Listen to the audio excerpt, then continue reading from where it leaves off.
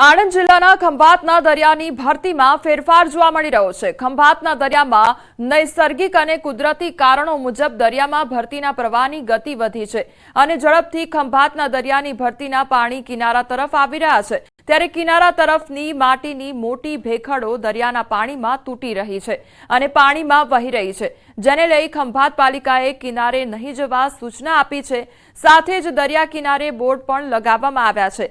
તટરક્ષક દળના જવાનોને પણ તૈનાત કરવામાં આવ્યા છે। દરિયાની ભરતીમાં ફેરફાર અંગે ભૂસ્તર શાસ્ત્રીના પીએચડી ડીએસ મોદીએ જણાવ્યું છે કે અરબી સમુદ્રનો જે પ્રવાહ છે તેમજ હવા આવે છે તેને કારણે દરિયાકાંઠે ખવાણ અને ધોવાણની પ્રક્રિયામાં વધારો થયો છે। મુખ છે અરેબિયન સીમાં છે, ત્યાંથી જે પ્રવાહો આવે છે અથવા હવા આવે છે તો એ હવાને કારણે દરિયાકાંઠે ગલ્ફ ઓફ કેમ્બેની આસપાસના બધા વિસ્તારોમાં ઇરોઝનની પ્રક્રિયા, ખવાણની પ્રક્રિયા, ધોવાણની પ્રક્રિયા એ વધી છે।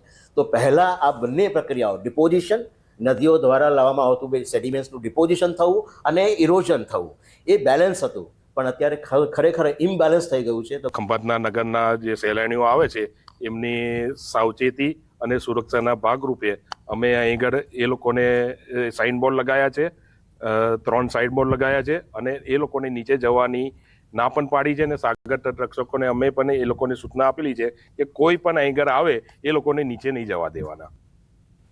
વકફ બોર્ડ બિલ અંગે ભાજપ હવે એક્ટિવ બન્યું છે। રાષ્ટ્રીય નેતૃત્વ સમક્ષ બિલ સંદર્ભે 3 પ્રદેશ ભાજપના કક્ષાના નેતાઓ જવાબદારી સોંપવામાં આવી છે। તો ગુજરાત પ્રદેશના વકફ બોર્ડ સંશોધન બિલ સંદર્ભે જવાબદારી સોંપી છે।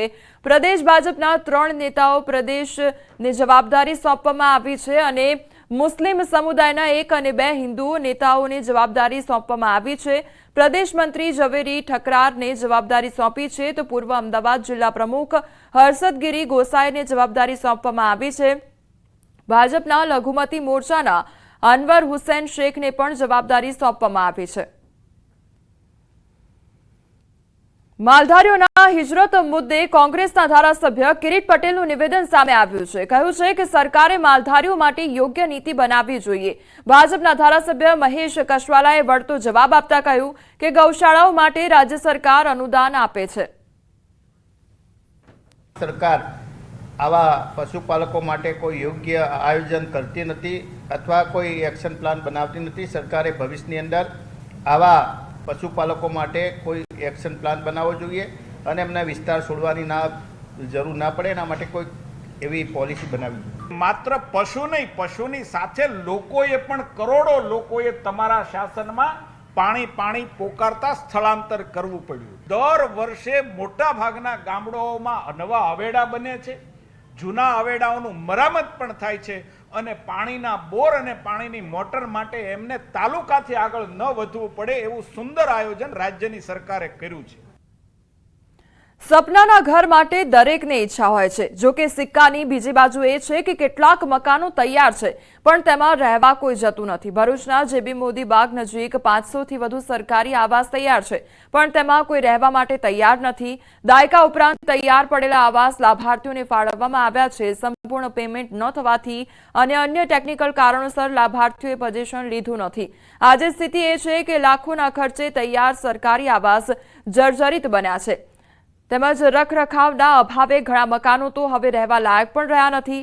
સ્થિતિ એવી છે કે તૈયાર મકાનો ઊભા છે પરંતુ તેમાં ગંદકીના ઢગલા છે તો વળી જે મકાનોમાં લાભાર્થીઓ રહે છે તે પણ પાણી ટપકવાની અને ગંદકીની સમસ્યા છે। આ મામલે ભરૂચ પાલિકાના શાસક અને વિપક્ષ બંને મૌન ધારણ કરી બેઠા છે। પાલિકાના શાસકો સરકારી આવાસની દુર્દશા બાબતે કંઈ કહેવા તૈયાર નથી તો કોંગ્રેસ નિવેદન આપવાનું ટાળી રહી છે। હવે આ સ્થિતિમાં સરકારી યોજના ખંડેર બનશે કે લાભાર્થી સુધી લાભ પહોંચે તે જોવું રહ્યું। बरसात में इधर दुख रहता है, हर घर में पानी गिरता है, हर दफे फोटो लेके जाते हैं, वोट लेके जाते, कोई पीने का पानी भरता नहीं है, आता नहीं है इधर नल को, बेचाती पानी लावे हम। और 4 महीने मुसीबत है, गंदगी चारों तरफ इतनी, ना सारे 8-8 दिन बंद हो जाए। मैं चौथा मारे रहूँ छू, 5 वर्ष से मारा घर में पानी नहीं तो मारी बहन ना घेर रहो नीचे ને આ ચોથું માળનું ઘર એમ જ પડ્યું ને પાણી બી ઢાબા પરથી ઘર બધાના ઘરમાં हाँ बधाने घेरे गड़े पानी, આ ઘર કોઈ કામનું નથી। હવે લોનના હપ્તા કેવી રીતના ભરીએ અમે? 600 जितने घर है पर उसमें रहता परिवार 100 घर में रहते, बाकी सब कोई रहता नहीं इधर। गंदगी बहुत है, घर में पानी गिरता है, कैसे रहेंगे इधर?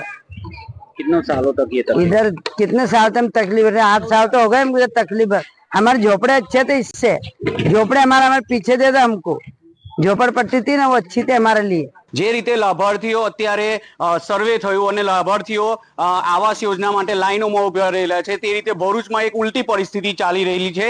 અહીં જે આવાસ યોજનાઓ છે, એ આવાસ યોજનાઓ ખાલી ખમ પડી રહી છે। અહીં પ્રાથમિક જે સુવિધાઓ છે એનો અભાવ જણાઈ રહ્યો છે। અહીં 538 થી 40 જેટલા ઘરો મકાનો ખાલી થયા છે, ખાલી જ રહેલા છે અને 100 જેટલા જ પરિવારો અહીં રહે છે। શું કારણ હોઈ શકે? અહીં અત્યારે તંત્ર તરફથી કોઈ સુવિધાઓ ઉપલબ્ધ થતી નથી, આના કારણે આવાસો ખાલી દેખાઈ રહેલા છે।